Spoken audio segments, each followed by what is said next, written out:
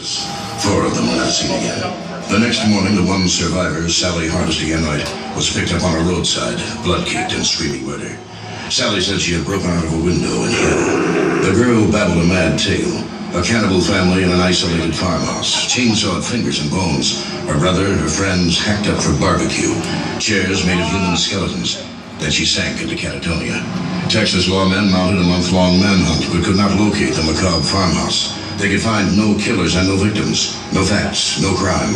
Officially, on the records, the Texas Chainsaw Massacre never happened. But during the last 13 years, over and over again, reports of bizarre, grisly chainsaw mass murders have persisted all across the state of Texas. The Texas Chainsaw Massacre has not stopped. It haunts Texas. It seems to have no end.